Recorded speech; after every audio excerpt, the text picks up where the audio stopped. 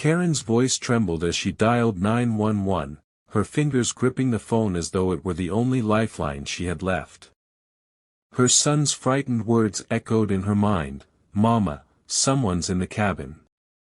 Panic rose in her chest, tightening her breath as she whispered into the receiver, "Please, send help quickly." The night outside felt heavy, the wind rattling through the trees as though the world itself shared her unease. Minutes stretched like hours until the distant sound of sirens cut through the silence. Red and blue lights painted the forest walls, breaking the darkness with an almost holy glow. Relief and fear tangled inside her as the cruiser stopped and an officer stepped out, posture strong but eyes gentle, scanning the shadows with quiet precision. His flashlight swept across the clearing until it froze upon me, a frail figure hunched in the cold. My clothes were worn thin, patched by hand, my face lined with exhaustion, and my hands trembled not with menace but with years of weather and burden. Karen pulled her son closer, her voice low and urgent, "Stay back, honey." The officer took a step forward, raising one hand in recognition rather than caution. Then, to Karen's disbelief, his sternness softened, his lips breaking into a smile as he straightened, offering a crisp salute. "At ease," he said warmly, his voice carrying reverence. "Yes, Major General." Karen's breath caught. Her fear twisted into confusion. Major General? How could this weary, forgotten man be addressed with such honor? The officer removed his cap slowly, his salute unwavering, his eyes never leaving mine. "I trained under him," he said, voice thick with memory. "He once saved an entire unit with nothing but courage. And just like that, the night changed forever. Years ago, I wore a uniform that bore no wealth, only weight. The weight of responsibility, of names carved into memory, of promises whispered to families who would never see their loved ones return. I walked in parades where the crowds cheered, their voices lifting us like a tide, but the sound faded quickly. When the uniforms were folded away, so too was the world's attention.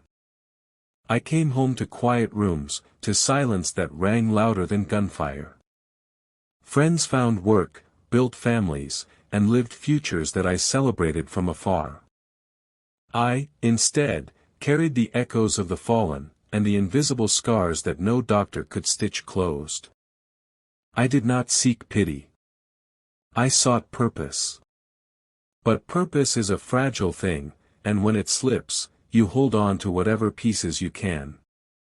That night by the cabin, when the officer's words poured into the cold air like warmth, something inside me stirred. He trained us not to fight, but to hold on when hope was thin. His voice carried a truth I had forgotten, that service wasn't about glory, but endurance. The child's wide eyes broke through the heaviness. "Mama, he's a hero," he whispered. In his innocence, he saw me not as a stranger, but as something worth remembering. Karen hesitated, fear still tangled in her chest. Why was a hero at her door, ragged and lost? I lowered my gaze, my voice steady but cracked. I wasn't looking for shelter. I was looking for silence, to remember the ones I lost. My hands shook as I spoke, not from cold, but from the weight of truth. Karen's breath softened. For the first time, she saw not a trespasser, but a man carrying stories too heavy for himself alone. Morning spilled through the cabin windows in soft golden beams, brushing away the fear that had clung to the night.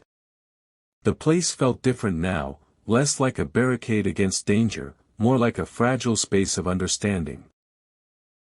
At the table, Karen's son sat across from me, his small legs swinging above the floor, his curious eyes fixed on my face as if searching for answers adults were too afraid to ask. Finally, in a voice both innocent and piercing, he asked, "If you're a hero, why are you alone?" His question struck harder than any battlefield memory. My chest tightened, my mouth dry, and for a long moment I couldn't find words. I had medals once, and photographs, but none of those could explain the silence that follows sacrifice. At last, I whispered, because sometimes, when you give everything for others, you forget to save a little for yourself. The boy's eyes filled, shimmering with empathy beyond his years.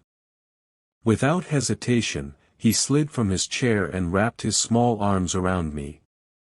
I froze, then felt a warmth I hadn't known in decades. Karen's breath caught at the sight, fear melting into tears of something else, compassion. The officer, still lingering near the doorway, nodded knowingly. Honor doesn't always look like glory. Sometimes it just looks like survival.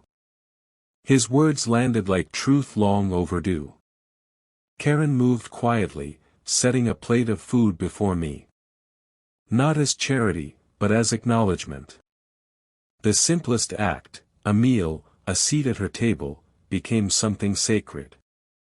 That morning, I felt seen not as a shadow of the past, but as a man whose story still mattered. And Karen's son learned what no textbook could teach, that real heroes sometimes sit quietly, unnoticed, waiting to be remembered. Time has a way of carrying quiet seeds into towering legacies. What began as fear in a cabin became a lesson that never left Karen's son. The boy who once wrapped his arms around me grew into a young man who carried my story like a torch. He studied harder, listened deeper, and every time life felt heavy, he repeated my words: when you give everything for others, don't forget to save a little for yourself. That truth became his compass. Years later, the summer sun poured over rows of chairs set upon a wide field. Families gathered, hearts swelling with pride as graduates in pressed robes waited to be called. Karen sat in the front row, tissues already in her hand, her eyes shimmering with tears of joy. I stood beside her, frielier now, leaning gently on a cane, yet feeling stronger in spirit than I had in years. When Karen's son walked across the stage, his smile carried both confidence and humility. He accepted his diploma, but instead of stepping down, he paused. Facing the crowd, his voice rang steady: I dedicate this not only to my mother, but to the man who taught me that service does not end with a uniform. It lives in kindness, in sacrifice, and in giving even when you have nothing left. A hush fell, then slowly the audience rose, clapping not just for him, but for the legacy behind his words. My throat tightened as I pressed a trembling hand to my chest, tears slipping free. For the first time in decades, I felt not forgotten, not invisible, but honored, living proof that sacrifice, when remembered, can shape the future with quiet power. That day, I was no longer a stranger. I was family. The years have turned, and the cabin night that once began in fear now feels like a story told in another lifetime. I sit on the porch, older, my body frail but my heart full, watching the sun melt into the horizon. Beside me kneels the boy who is no longer a boy but a man, his presence steady, his eyes carrying both gratitude and strength. He places a medal in my hand, not polished metal from a government, but one he designed himself. His voice trembles as he says, "This is for you, my first teacher. For showing me what real service looks like." Karen, silver now streaking her hair, stands behind him, smiling softly through tears. The officer who once saluted me visits often, joining this circle that no longer feels borrowed, but truly mine. I look at the medal, then at the faces surrounding me, and whisper, "You've given me something no battlefield ever did, a home." Slowly, I place the medal on the young man's chest. My voice cracks, but it carries pride, and now, it's your turn. Years unfold in montage, him guiding children, helping neighbors, lifting others with quiet strength. My story living through him. That night in the cabin, Karen thought she had seen a stranger. But what she really saw was the beginning of an unbroken circle of kindness, a legacy that outlived medals, uniforms, and fear.